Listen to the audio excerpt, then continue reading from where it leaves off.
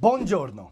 You might think you're different from the 60 million tourists who visited Italy in 2024, but in reality you sound exactly the same as them. Today I'm going to change that. Most people who visit Italy don't bother to learn more than these, but if you use these 5 phrases instead, you'll be a big step towards having a much more authentic Italian experience.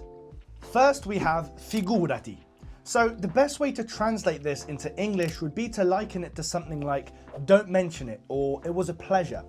This phrase is perfect for casual reassurance or responding to thanks, and here's why you'll stand out when you use it.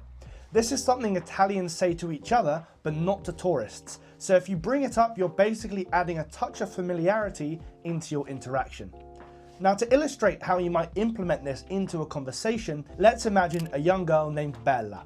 For the purposes of this exercise, let's just say she's British and visiting Florence. In this scene, she's asking a shopkeeper to help her find a specific type of olive oil. Grazie per l'aiuto. Figurati, è stato un piacere. So, used in this way, figurati conveys warmth and genuine politeness, making the exchange feel much more friendly and authentic. The next phrase is per cortesia. You want to use this for a polite request. It translates into for courtesy, or basically a nicer way of saying please. Remember that the vast majority of visitors to Italy are just going to rely on that old standby per favore. But this phrase kicks it up in politeness a notch, making it perfect for use in formal or, semi-formal settings. So for example, let's imagine Bella is dining at a trattoria and she wants to try the bread basket. So she might politely ask her server, Mi passa il pane per cortesia? Certamente. So again, in this case, using per cortesia instead of the more casual per favore elevates Bella's request and shows that she respects the culture. I want to take a break real quick and reiterate why this matters so much. Now, I've been speaking Italian all my life. I've gone to Italy every year of my life and have family based in Rome. Now, over the years, I've paid very close attention to how the language actually works here.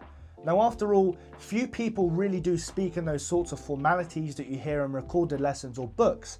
So most tourists who speak end up kind of sounding like robots a little bit. Now, these phrases, I think are just kind of cheat codes for the language, and the people that you meet will really appreciate the extra effort. At least I can say from my experience that they did when I really started to dig deep into the language. Next, let's move on to tranquillo. This is one I use with my dad all the time. It essentially translates to "don't worry," as it means, relaxed or calm or chill out. So you might use this to respond to an apology or maybe reassure somebody in a stressful moment. So let's picture a situation where Bella is meeting with a tour agent who's running late and maybe walking in 10 minutes after the appointment time, as Italians famously do. The agent might say something like this. Scusa per il ritardo. Tranquillo, non c'è problema. So here, saying tranquillo instantly diffuses the tension by letting the agent know that Bella isn't upset in the least. I also want to point out it can be used as a simple adjective to describe, those calm or serene moments, like enjoying a quiet piazza or some natural scenery. It's just very tranquillo, nice and calm. The opposite of what Italians are usually like. Now, our next phrase is permesso.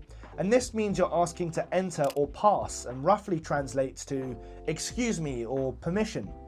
This phrase is really indispensable for navigating crowded spaces like restaurants or concerts that you might be going to. In fact, this might be the phrase that you use most of all out of all of the ones on this list. Now, for our illustration, let's imagine that Bella is exploring Florence's bustling San Lorenzo market and needs to squeeze past a group of shoppers. So she might say something like this. Permesso, devo passare. Certo. Prego. By using permesso, Bella shows the people in the group that she's aware of the local customs. She can still use "mi scusi" here and there, but permesso is always going to sound smoother and more respectful.